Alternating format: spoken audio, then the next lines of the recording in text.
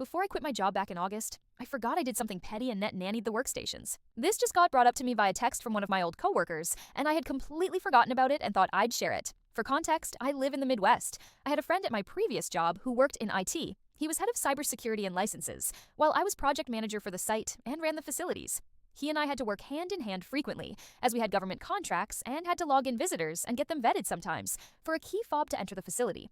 I would collect vendor information and pass it on to him while he ran things and got permissions. Sometimes I was upgrading on-site systems or installing new equipment for monitoring things like the new solar panels and whatnot. This required me to install new programs to not only my computer but specific workstations as well.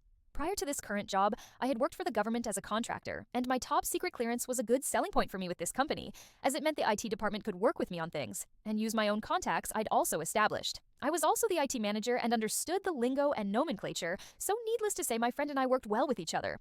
Unlike any other IT department I'd worked with or companies I worked for, this job hated IT and treated them like the redheaded stepchild.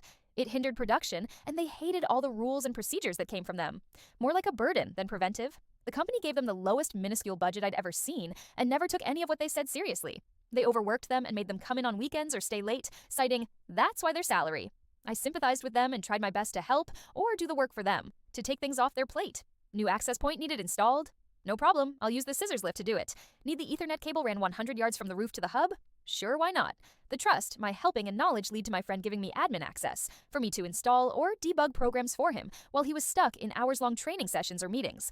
The company wisely had certain workstations committed to one computer, and if that crashed or acted up, it shut down production or the line. It was just easier for me to enter in administrator credentials and reboot systems or troubleshoot rather than wait for them to get done by IT. My friend left for another job across the country, and I honestly had forgotten that I had administrator credentials. I hadn't honestly needed them for a while, and I was busy with other things.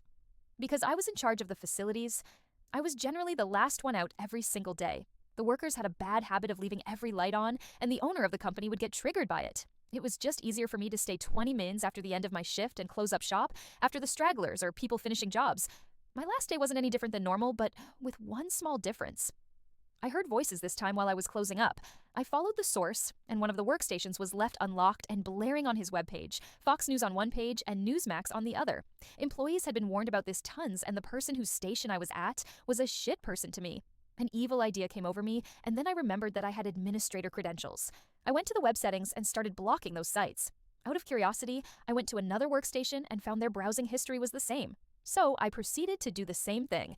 I continued to do this at every workstation throughout only one plant. Not only was it foolproof, but the stations were unlocked by the username of the department it was at, but also a blanket work password. The administrator credentials were also a blanket username and password, not tied to anyone. Keycards were only logged in the system for inbound, not outbound. It wasn't unheard of for staff to still be there finishing things up, hence my staying late, so you couldn't pinpoint who done it.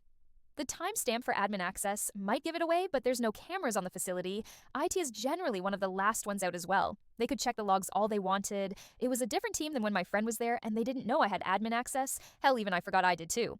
Plus, I was quitting. Good luck proving it wasn't one of you, or admitting there was a breach in security. I honestly forgot about it until the plant managers messaged me out of the blue today. We had a snowstorm last night, and the solar panels were acting up, and they needed to know how to reboot them. I told him how, because I was helping him, not the company.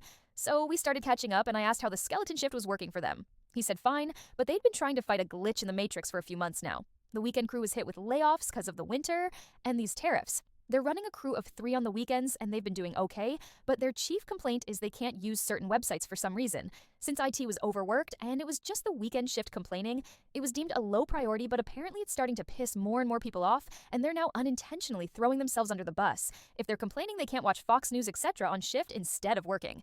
Seems like a win-win to me. TLDR. I had admin access and blocked all the right-wing websites prior to quitting my job. Now, if someone complains about it, they'll admit that they're not paying attention to their job and get in trouble.